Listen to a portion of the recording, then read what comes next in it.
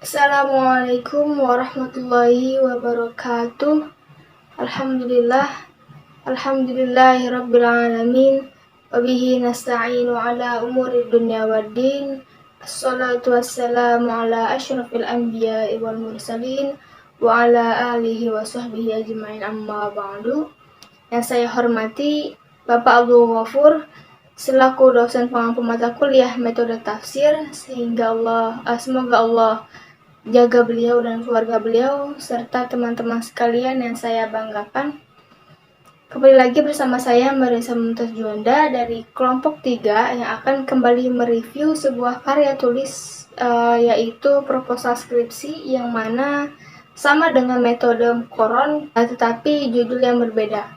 Kali ini saya akan mereview skripsi dari salah seorang alumni Fakultas Tarbiyah dan Keguruan UIN Syarif Hidayatullah Jakarta yang berjudul Konsep Imam dalam Tafsir Al-Manar. Nah, untuk pembahasan sedikit gambaran mengenai tafsir ini, sang penulis dia ingin menyampaikan kepada kita bahwasanya Al-Quran sebagai kalamullah memiliki cakupan yang cukup, yang sangat luas tentunya. Al-Quran juga sebagai pedoman hidup bagi kita. Al-Quran ini juga tidak hanya mencakup tentang kisah-kisah atau sejarah umat-umat terdahulu pembahasannya. Jadi pembahasan juga masuk ke dalam akhlak dan etika terhadap hukum, terhadap sosial dan juga lain sebagainya. Ada juga yang budaya di situ. Kemudian sang penulis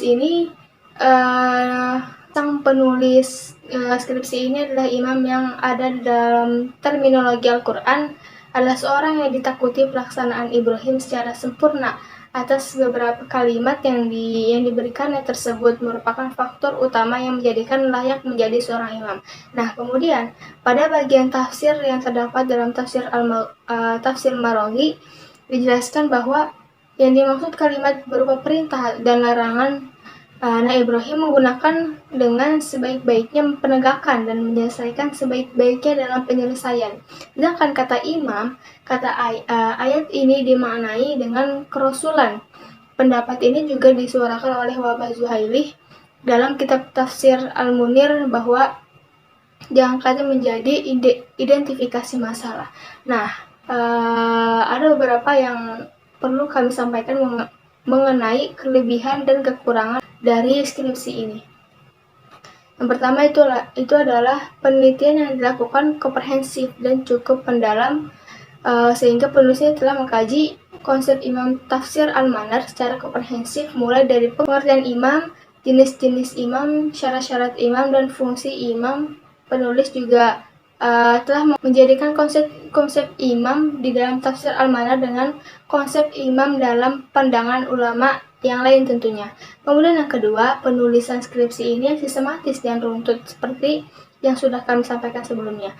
Yang ketiga adalah pembahasan yang didukung oleh data informasi yang memadai, sehingga penulisnya juga menyertakan data dan informasi yang mendukung pembahasannya, baik dari Al-Quran, dari hadis atau dari sunnah, dari karya-karya ulama, dan dari hasil penelitian penulis sendiri.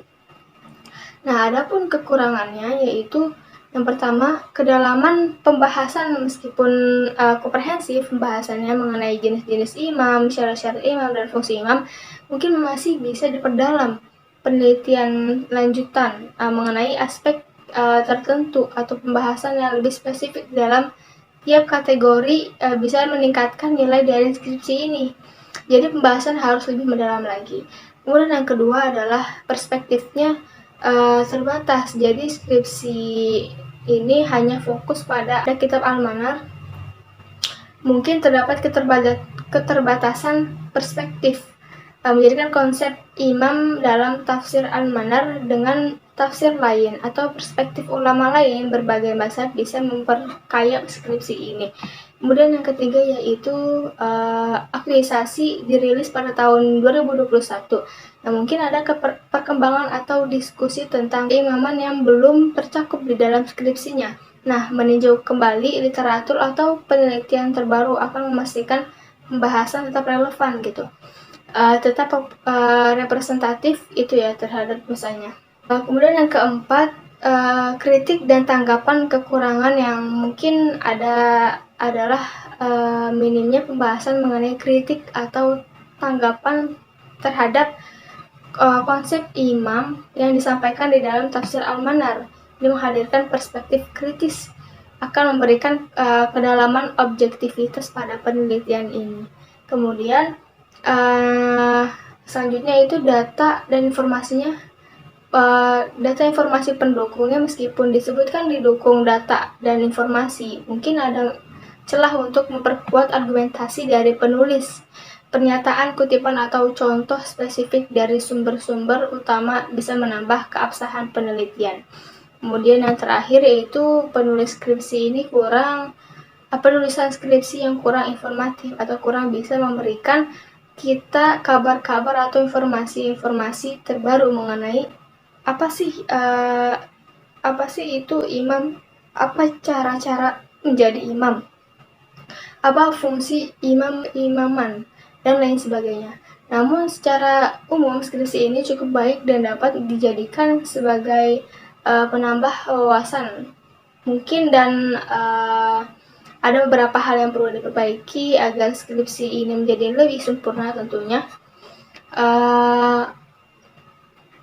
Yang pertama yaitu sarannya penulis dapat menambahkan pembahasan tentang relevansi konsep imam terhadap tafsir Al-Manar dengan perkembangan zaman. Jadi hal ini penting untuk memberikan pemahaman yang lebih komprehensif tentang konsep imam dalam tafsir Al-Manar. Kemudian yang kedua yaitu terakhir yaitu penulis dapat menambahkan pembahasan tentang kritik dan tanggapan terhadap konsep imam dalam tafsir Al-Manar. Jadi hal ini penting untuk memberikan pemahaman yang lebih objektif tentang konsep imam dalam tafsir Al-Manar. Mungkin itu saja review dari skripsi ini. Kurang lebih mohon maaf. Semoga bermanfaat. Wassalamualaikum warahmatullahi wabarakatuh.